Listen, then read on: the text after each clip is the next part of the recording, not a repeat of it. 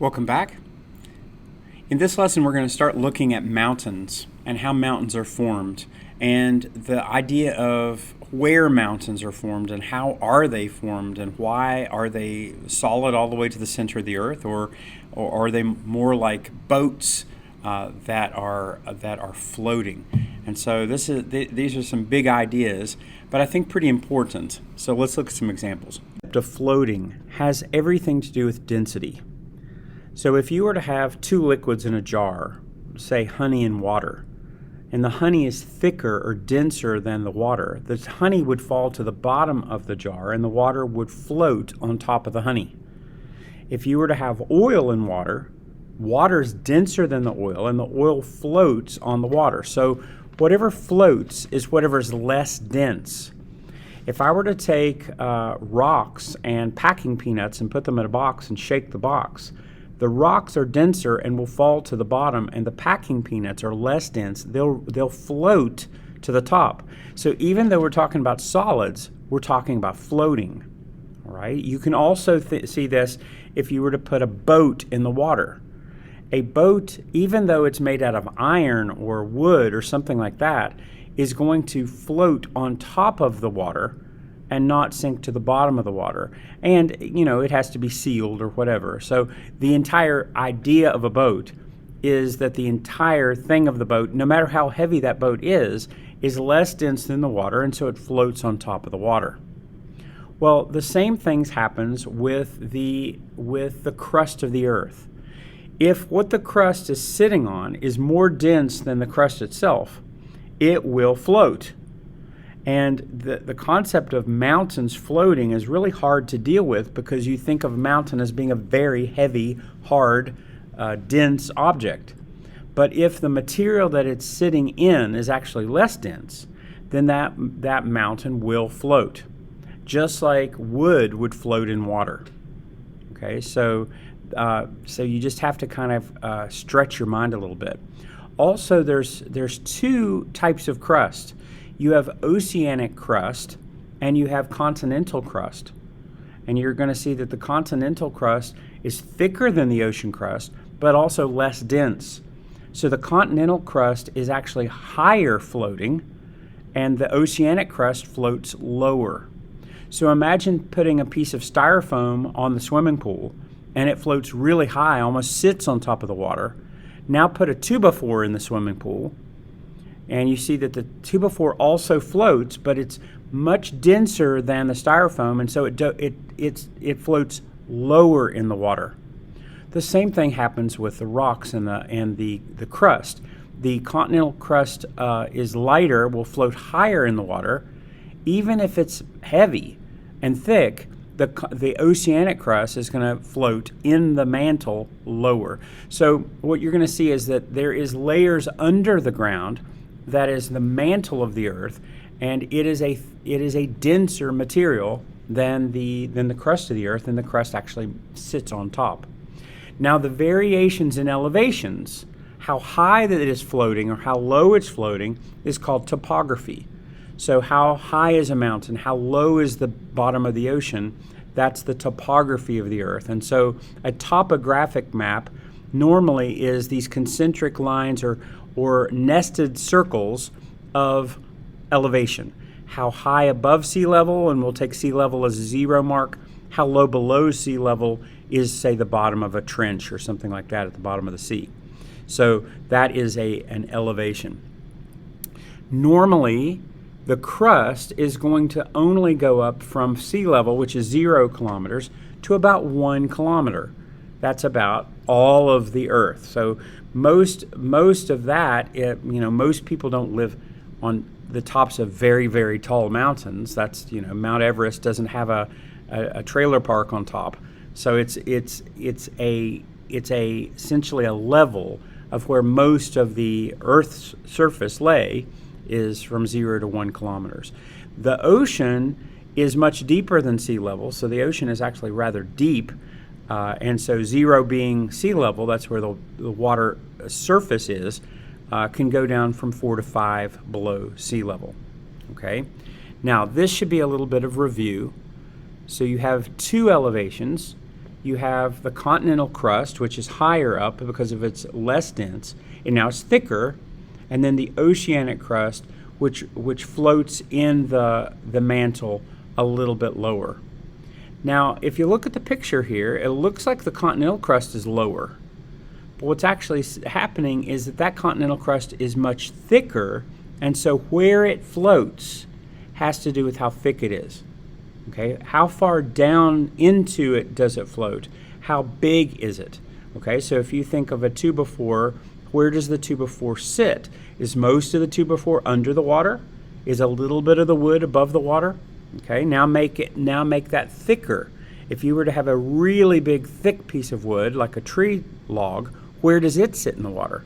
Okay, so the continental crust has one density, the oceanic crust has a different density, and they're going to sit in the mantle at different depths.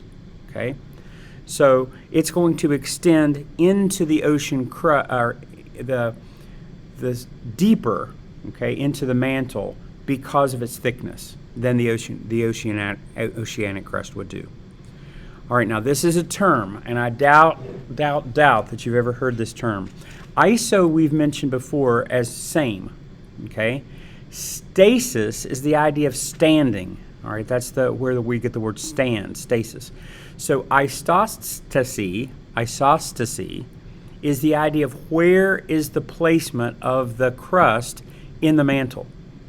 So if you think of wood, and you have wood of different thicknesses, okay, where would that little piece of wood float? You're going to see that the higher it is that floats above the water must have a deeper part of the water, okay?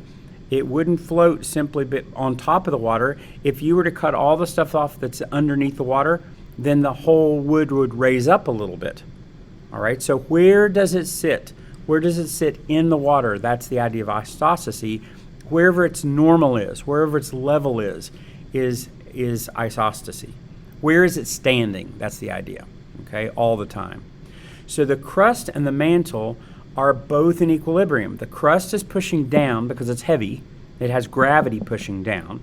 And the water, if you think of you in a swimming pool, why can you do a push-up with one hand inside the swimming pool?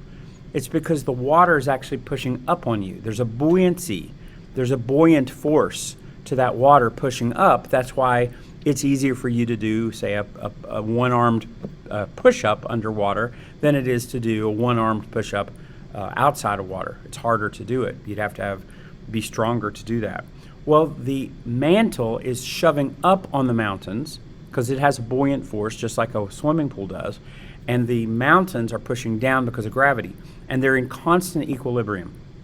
All right, so as you have found that out by seismic studies, as you send vibrations into the earth and find the reflections and find out where they are, and people have realized that there's actually deep roots to mountains. So the higher a mountain is, the deeper the root goes down into the mantle. So the crust is not just a certain thickness, but if you start getting a hill, then you're also going to get essentially an unhill or a backwards hill or an under the ground hill, because in order for it to float there, it's going to have as much up as down. So it has to float equally. That's what isostasy means. It's going to find its level. So if you have high mountains, now remember this is crustal rock, you're going to have roots of those mountains that are protruding into the underlying mantle. Okay, that's called mountain roots.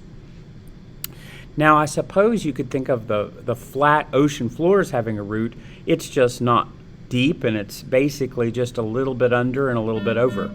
But a higher mountain is going to have a root normally as high as it is, it's going to be as low, protruding down into the mantle. Now, this is an interesting concept and maybe a little bit hard to understand.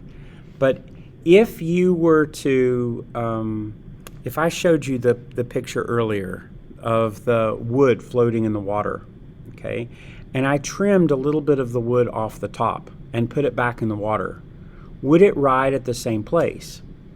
Remember, isostasy is this idea of where does it ride? Where does it float? Does it float higher? Does it float lower? So if I removed a little bit of the top surface of this wood, does it make sense that it would ride higher in the water? Because remember, why is it going down into the water? What's pushing it down into the water is its gravity, is its weight. So if it has less weight, it's not going to push down as far, and it's going to ride higher in the water than it was before. All right, so if I were to remove any of the top material, the whole thing would rise up. Okay, so let's look here. If I were to have erosion, so some of this mountain would erode away. Now remember, erosion is not just weathering, it's not just breaking it into small pieces, because if I had everything in small pieces but it was still all there, it would weigh the same. But if I weathered it and then eroded it so that, say, water or wind would blow those rocks somewhere else, then it's no longer sitting on that mountain. And that mountain is no longer sitting with the same gravity into the mantle.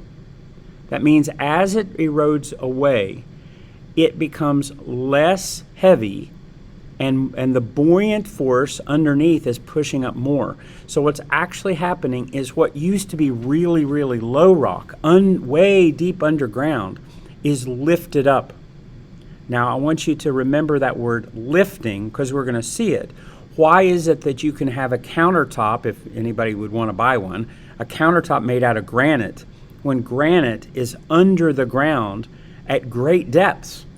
You don't dig. If you're going to cut granite out of a rock, you're not going to go way, way, way down deep underneath the mountains where granite is formed and have a granite mine.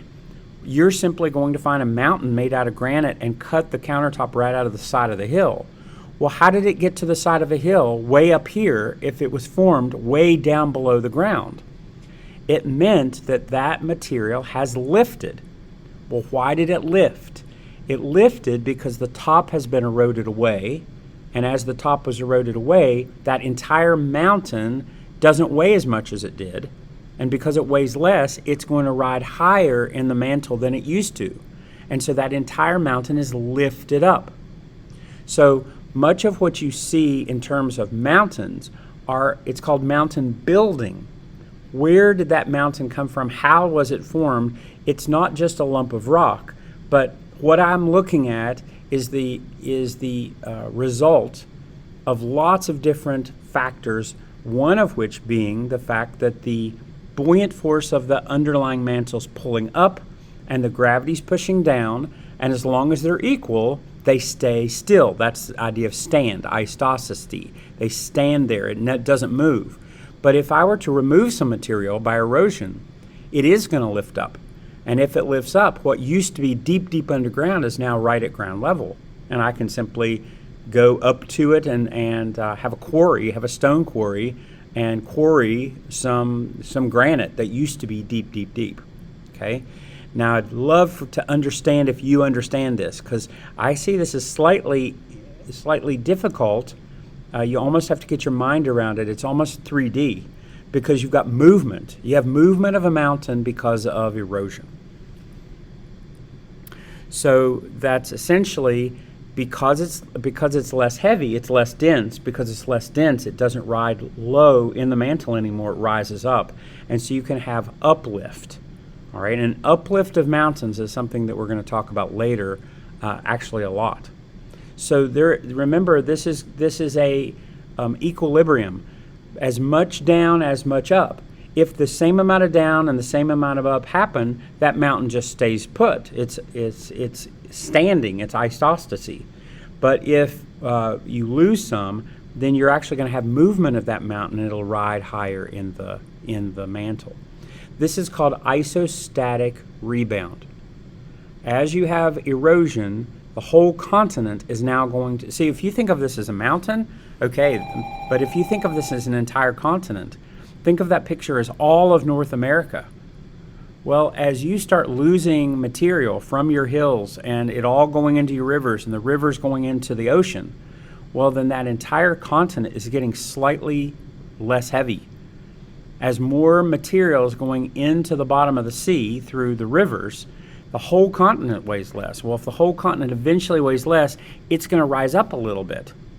As it rises up higher, that is possibly one reason why you're going to have some earthquakes. Why in the world would you have an earthquake in Kansas? Why would you have an earthquake in Missouri? Okay, but there are earthquakes sometimes in Kansas, and there are earthquakes sometimes in Missouri. Why? Well, it would be like if you've ever seen a pillow where you can stick your hand in the pillow, take your hand off, and you've got the handprint left. And then slowly, that material will reestablish itself. Okay, so this is kind of what's happening. This is called isostatic rebound. Okay, stasis is isostatic. Rebound means it's raising back up because it's lost gravity, it's lost mass, so there's not as much push down, there's not as much weight, and so there's more uplift. All right, and then so erosion and rebound is what allows metamorphic rocks like granite, we talked about a second ago, to rise to the top of mountains. Okay. And so, for instance, in our mountains, in the Appalachian Mountains, there are metamorphic rocks on the tops of mountains that should be at the bottom of mountains because the Appalachian Mountains are older mountains, and they've had lots of time to erode away and then lift higher in the underlying mantle. So I hope that makes some sense.